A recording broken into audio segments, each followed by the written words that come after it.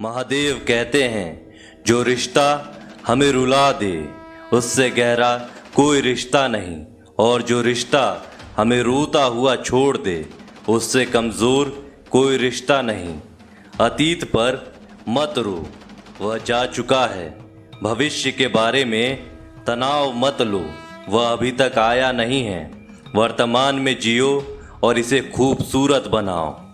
हमेशा शांत रहें, इससे आप जीवन में खुद को बहुत मजबूत पाएंगे, क्योंकि लोहा ठंडा होने पर ही मजबूत होता है और गर्म होने पर तो उसे किसी भी आकार में ढाल दिया जाता है।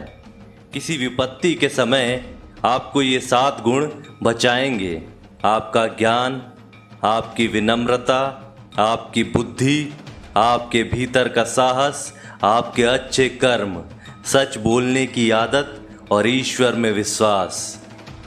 आत्मा हमेशा जानती है कि सही क्या है और गलत क्या है, लेकिन मनुष्य के सामने चुनौती तो मन को समझाने की होती है। मुश्किल समय में व्यक्ति अकेला हो जाता है, लेकिन मुश्किलों की वजह से ही व्यक्ति मजबूत बन पाता है। जो आपको सम्मान दे उसी को सम्मान दीजिए। हैसियत देखकर सर झुकाना कायरता का लक्षण है। हम सारा जीवन धन कमाने के लिए मेहनत करते हैं। धन हमें सामान देता है, हमें आराम देता है। अगर सामान के साथ सम्मान भी कमाना है, खुशी, सेहत और प्यारे रिश्ते भी बनाने हैं, तो धन से ज़्यादा दुआएं कमाने होंगी। महादेव कहते हैं, एक बात हमेशा याद रखना, जो धन कमाते हैं वह ज़रूरी नहीं दुआएं कमाते हैं, और जो दुआएं कमाते हैं वह क्षमता से ज़्यादा धन कमाएंगे। दूसरों से सहारा लेने पर व्यक्ति का खुद का अस्तित्व खत्म हो जाता है। जिस प्रकार सूर्योदय होने पर चंद्रमा अपनी चमक खो बैठता है, वैसे ही महान वही है जो अपने बल पर खड़ा हो। जैसे जैसे आयु बढ़ती है, तुम्हें ये एहसास होने लगता है कि तुमने व्यर्थ ही उन लोगों को महत्व दिया जिनका तुम्हारे जीवन में कोई योगदान था ही नहीं। चोरी, चुगली और झूठ, ये तीनों बातें इंसान के चरित्र को बर्बाद करती है। अगर जीवन में सच्चाई जाननी है तो सबसे पहले खुद को निरपेक्ष करना पड़ेगा। अपने सारे नकाब उतारने पड़ेंगे, अपनी सारी मान्यताएं, धारणाएं छोड़नी पड़ेंगी, तभी सच जानने के योग्य बन पाओगे। तुम्हारे मन में अगर किसी को भी दुख देने का ज़रा सा भी भाव है, तो तुम अपने लिए बीज बो रहे हो, क्योंकि तुम्हारे मन में जो दुख देने का बीज है वह तुम्हारे ही मन की भूमि में गिरेगा, किसी दूसरे के मन की भूमि में नहीं गिर सकता। बीज तो तुम्हारे भीतर है, वृक्ष तुम्हारे भीतर ही होगा, फल भी तुम ही भोगोगे। हकीकत में महादेव तो हर इंसान के अंदर हैं। खुद में उतर कर देखो कितना आनंद का मंजर है। कुछ खोने वाला ही कुछ पाने की कद्र करते हैं। जब सुखी हो तो महादेव को मत भूलना, और जब दुखी हो तो महादेव पर विश्वास रखना। किसी की फितरत देखनी हो तो उसे आज़ादी दो, किसी की सोच पर रखनी हो तो उस पर विश्वास करो। अगर आप दुख पर ध्यान देंगे तो हमेशा दुखी ही रहेंगे, और सुख पर ध्यान देंगे तो हमेशा सुखी रहेंगे। आप जिस पर ध्यान देंगे वो चीज़ सक्रिय हो जाएगी, आपके जीवन में तुरंत प्रवेश करना शुरू कर देगी। यही कुदरत का नियम है। अर्जुन ने केवल एक निर्णय किया कि मुझे केवल कृष्ण चाहिए, बाकी सारे निर्णय श्री कृष्ण ने खुद कर लिए। आप भी केवल एक निर्णय करिए, और वो चाहे जो भी हो। महादेव तो सत्य को ही चुनेंगे, और फिर अपने सारे निर्णय महादेव पर छोड़ दीजिए। किसी को कुछ कहने से पहले एक बार ये ज़रूर सोच लेना कि अगर वही शब्द कोई आपसे कहे तो आपको कैसा महसूस होगा।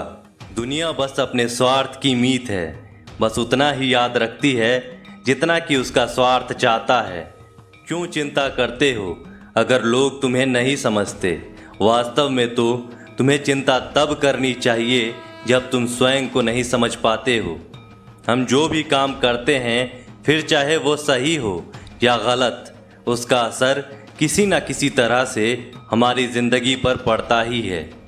हमारे कर्मों का जो असर हमारी ज़िंदगी में पड़ता है, उसी को हम कर्मों का फल कहते हैं।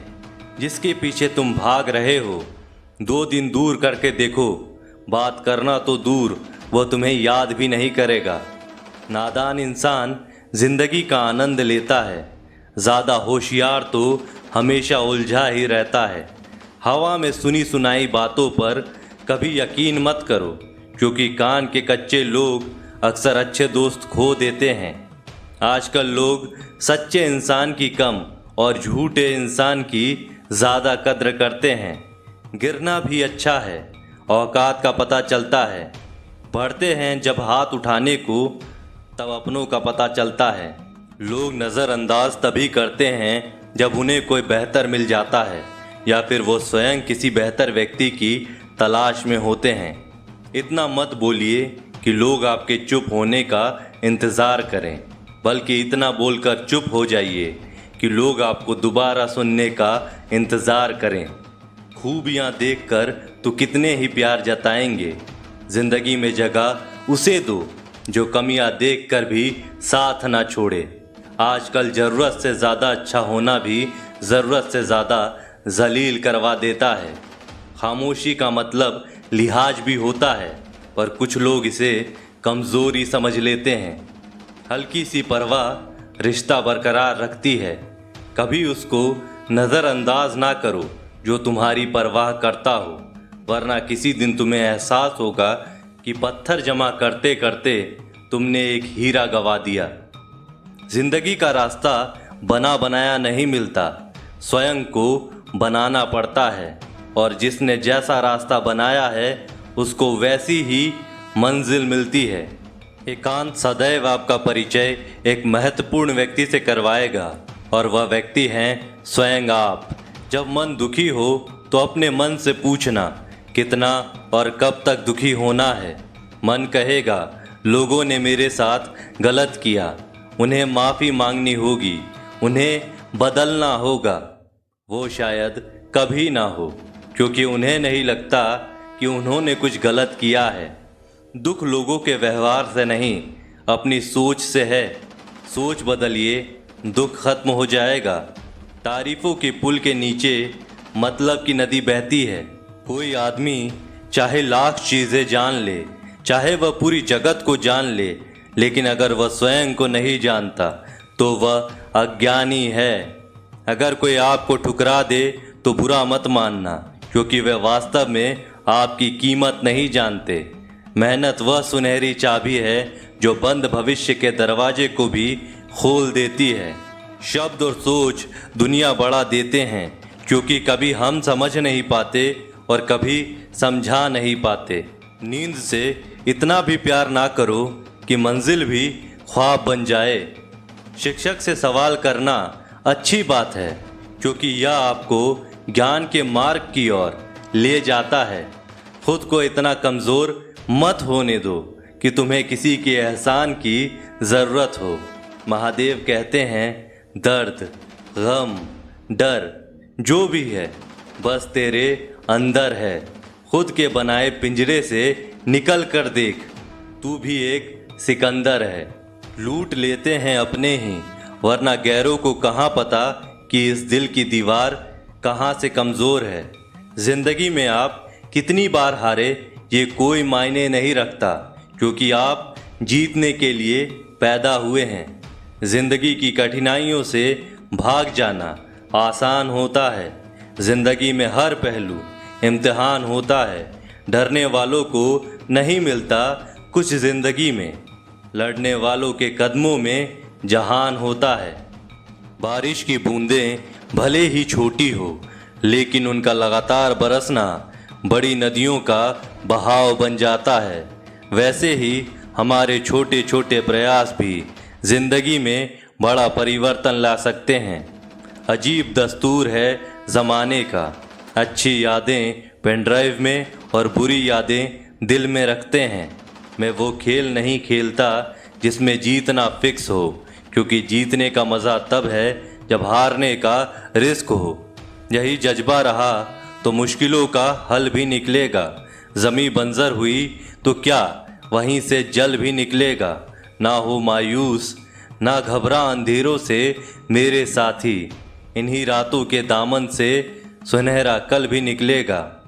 पीठ हमेशा मजबूत रखनी चाहिए, क्योंकि शाबाशी और धोखा दोनों पीछे से ही मिलते हैं। जीत और हार आपकी सोच पर निर्भर करती है। मान लो तो हार होगी और ठान लो तो जीत होगी। दुनिया की कोई परेशानी आपके साहस से बड़ी नहीं है। क्रोध के समय थोड़ा रुक जाएं और गलती के समय थोड़ा झुक जाएं, तो दुनिया की सब समस्याएं हल हो जाएंगी। यदि किसी काम को करने में डर लगे तो याद रखना, यह संकेत है कि आपका काम वाकई में बहादुरी से भरा हुआ है। जब तक शिक्षा का मकसद नौकरी पाना होगा, तब तक समाज में नौकर ही पैदा होंगे, मालिक नहीं। लाखों ठोकरों के बाद भी संभलता रहूँगा, गिरकर फिर से उठूँगा और चलता रहूँगा। किसी के पैरों में गिरकर कामयाबी पाने से बेहतर है अपने पैरों पर चलकर कुछ बनने की ठान लो। अगर सफलता पानी है तो कभी वक्त और हालात पे रोना नहीं। मंजिल दूर ही सही पर घबराना मत, क्योंकि नदी कभी नहीं पूछती कि समुंदर अभी कितना दूर है। छाता और दिमाग तभी काम करते हैं जब वह खुले हों, बंद होने पर दोनों बोझ लगते हैं। दुनिया के सबसे ज़्यादा सपने इस बात ने तोड़े हैं कि लोग क्या कहेंगे। किताबों की अहमियत अपनी जगह है, सबको वही याद रहता है जो वक्त और लोग सिखाते हैं। एक न एक दिन हासिल कर ही लूँगा मंजिल, ठोकरे जहर तो नहीं जो खाकर मर जाऊँगा। सपनों को पाने के लिए समझदार नहीं, पागल बनना पड़ता है। एक बार एक अमीर व्यापारी एक संत के पास आता है और कहता है, गुरुजी, पिछले कुछ समय से मैंने अनुभव किया है कि मेरे अंदर चिंता, क्रोध, लालच और घमंड जैसी मानवीय कुविचार बढ़ते जा रहे हैं। इस चिंता, क्रोध, लालच और घमंड की वजह से मैं अपने व्यापार में भी लगातार असफल होते जा रहा हूँ और मेरे प्रतिद्वंदी लगातार मेरे से आगे निकलते जा रहे हैं और ये बात मुझे और भी गहरी चिंता की ओर घसीटते जा रही है। मैंने बहुत प्रयास किया, लेकिन मैं चिंता, क्रोध, घमंड और लालच करने की अपनी इस आदत को छोड़ ही नहीं पा रहा हूँ। कृपया मुझे कुछ ऐसा समाधान बताएं जिससे मैं अपनी इन बुरी आदतों से हमेशा के लिए छुटकारा पा सकूं। गुरुजी ने उस अमीर व्यापारी की बात पूरे ध्यान से सुनी और फिर कहा, उससे पहले कि मैं तुम्हारी समस्याओं का समाधान बताऊं, मैं तुम्हें एक कहानी सुनाना चाहता हूं। ध्यान से सुनना। एक सम्राट के पास 4 घोड़े थे। वो चारों घोड़े कदकाठी से बहुत ही मजबूत और देखने में बहुत ही सुंदर थे। इसीलिए सम्राट उन चारों घोड़ों से बहुत ही प्रेम करते थे। लेकिन सम्राट की समस्या ये थी कि वो चारों ही घोड़े बहुत ही उदंड थे। वो किसी भी प्रकार से घुड़सवारी के लिए प्रशिक्षित नहीं थे। सम्राट उन घोड़ों को प्रशिक्षित करवाना चाहता था ताकि उनकी सुंदरता में 4 चांद लग जाए, लेकिन सम्राट अब तक असफल रहे थे, क्योंकि जो भी प्रशिक्षक उनकी पीठ पर बैठता वह उसे पीठ से गिराकर अपने पैरों से बुरी तरह घायल कर देते।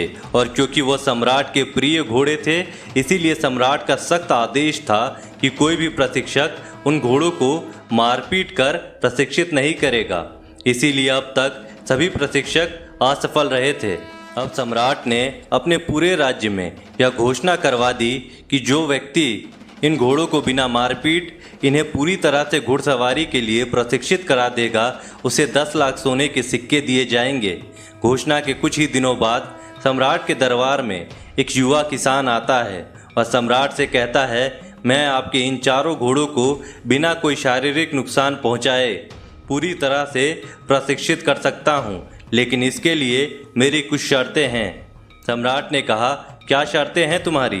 किसान ने कहा, मुझे इन घोड़ों को प्रशिक्षित करने के लिए 1 वर्ष का समय चाहिए और साथ ही इन घोड़ों की देख रेख व खिलाने पिलाने की सारी जिम्मेदारी मुझे दी जाए और मेरे रहने की व्यवस्था भी इन घोड़ों के साथ ही करवा दी जाए। सम्राट ने कहा, ठीक है, तुम्हारी सारी शर्तें मान्य होगी।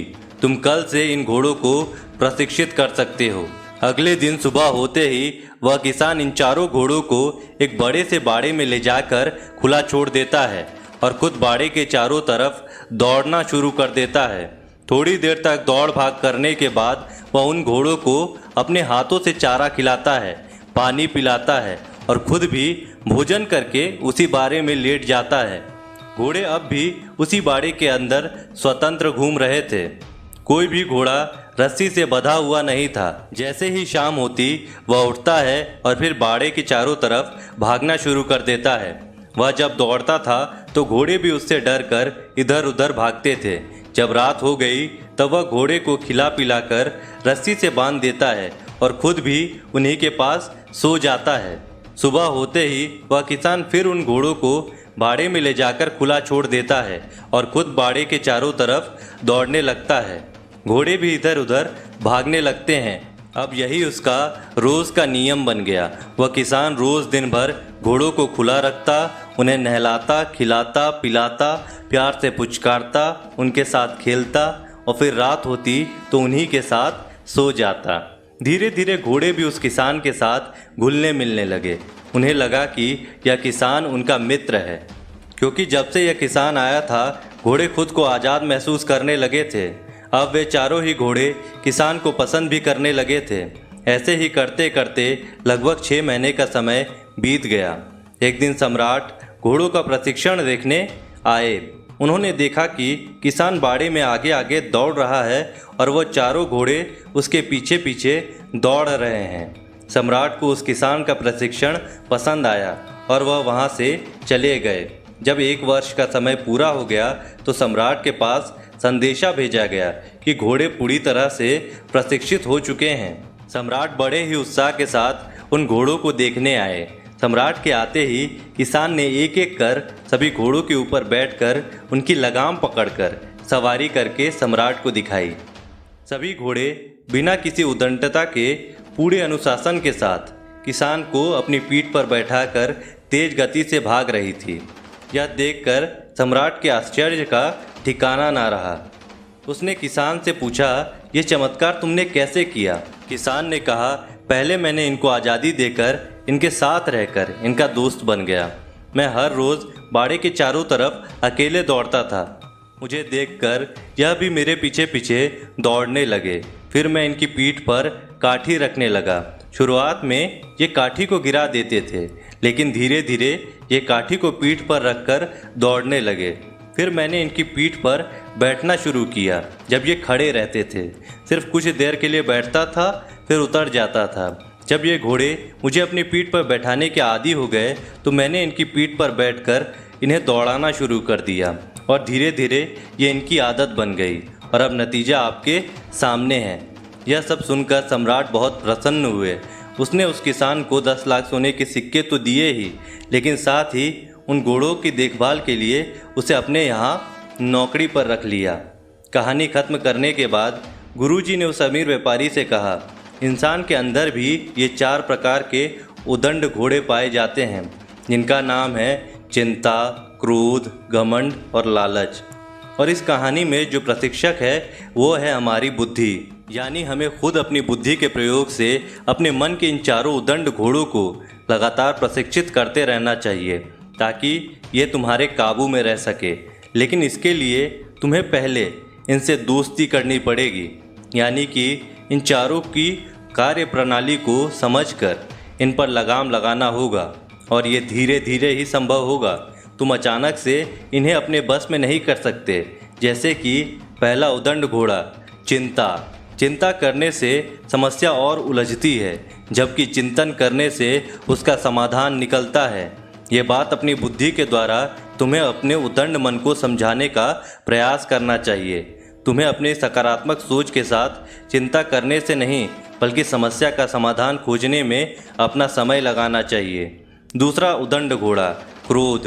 क्रोध करने से किसी दूसरे का नुकसान हो या ना हो, लेकिन स्वयं का नुकसान ज़रूर होता है। पर कुछ जगहों पर क्रोध करना भी ज़रूरी होता है, जैसे जब कोई बेवजह ही हमें नुकसान पहुंचा रहा हो या फिर किसी कमज़ोर या बेसहारा को अकारण ही डरा धमका या मारपीट कर रहा हो। लेकिन कब, कहाँ और कितना क्रोध करना है, कब करना है, कब इसे नियंत्रित रखना है और कैसे नियंत्रित रखना है, यह सारी बातें अपनी बुद्धि से धीरे धीरे इस क्रोध नामक बेलगाम घोड़े को सिखानी चाहिए। तीसरी चीज़, घमंड। घमंड और आत्मविश्वास के बीच एक बहुत ही पतली सी लकीर होती है। इसे सिर्फ मैं ही कर सकता हूँ, यह घमंड है। इसे मैं भी कर सकता हूँ, यह आत्मविश्वास है। तो घमंड और आत्मविश्वास के इस अंतर को अपनी बुद्धि के द्वारा अपने मन को समझाना चाहिए।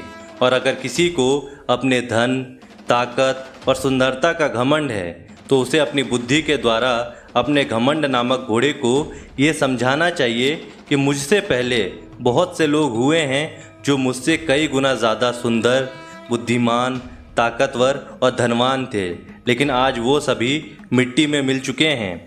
यह सब अस्थायी नहीं है, यह सब हमेशा नहीं रहने वाला। इस बात को अपनी बुद्धि के द्वारा हमें अपने घमंड के घोड़े को समझाना चाहिए। और चौथा कुविचार, लालच। लालच लालच ज्ञान का हो तो अच्छा है, लेकिन अगर लालच अज्ञानता का हो तो बुरा है। लालच ज्ञान से, बुद्धि से, अपनी मेहनत और ईमानदारी से धन कमाने का हो तो अच्छा है, लेकिन अगर लालच चालाकी से, धोखे से, जल्दी से और गलत तरीके से धन कमाने का हो तो बुरा है। यही फ़र्क अपने इस चौथे घोड़े को यानी लालच को अपनी बुद्धि के द्वारा समझाना चाहिए। अंत में गुरुजी ने व्यापारी से कहा, मेरी इन सारी बातों का अर्थ केवल इतना है, अगर तुम अपने अंदर की बुराइयों को ख़त्म करना चाहते हो तो तुम उन्हें समझकर धीरे धीरे अपनी बुद्धि के द्वारा उनसे छुटकारा पा सकते हो। इसके बाद गुरुजी ने अपनी आंखें बंद कर ली और वह अमीर व्यापारी उनको प्रणाम करके वहाँ से चला गया। दोस्तों, आज के वीडियो में बस इतना ही। आशा करता हूँ आपको आज की वीडियो अच्छी लगी हो। अगर आपको वीडियो अच्छी लगी हो तो वीडियो को लाइक करिए और चैनल को सब्सक्राइब करिए। मिलते हैं आपसे अगली वीडियो में, तब तक के लिए जय महाकाल।